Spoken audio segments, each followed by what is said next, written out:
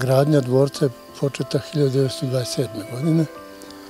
Gradio je Ratko Šopalović Solunac, koji je bio dobrovoljac Solunac zbog mladosti. U povratku je želeo da, kad dođe u svoju zemlju, da napravi slično. Međutim, izgubio oči na proboju Solunskog fronta. I u bolnici slučajnost je bila da je obrao malo Zlatiborac Vispren. Kralj je naišao da obiđe ranjenike. Zainteresovao ga Ratko, pošto je bio vrlo mlad, a izgubio oči. I pitao ga, vojniče, je li ti žao očiju?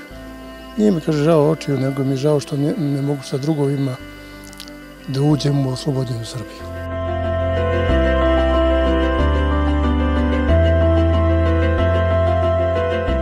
Kralj je dosta puta bio na Zlatiboru. Raspitao se za Ratka Šopalovića, da li je živ.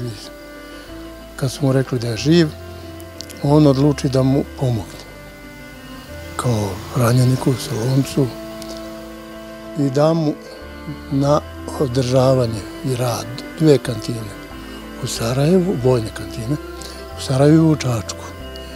Tu je on stekao sredstva i pare da počne ovo da gradi. Svaki kamen je on rukom prepipao. Nije video, ali su radili Dalmatinci, majstori, koji znaju da grade od kamena.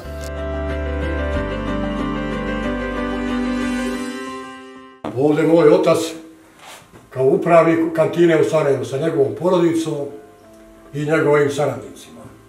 I jedna je verzija da je Josip Broz kod njega radio. Ovo je čuveni Srbin musliman, ministar rudarstva, šumarstva i načelnik Drijevske banovine Mehmed Spaho. 2 zlatne Karađorđeve, zlatni Miloš Obilić, srebrni Miloš Obilić. Francuska legija časti, beli orao, krst, kraljevi, albanska spomenica, 14 ili 15.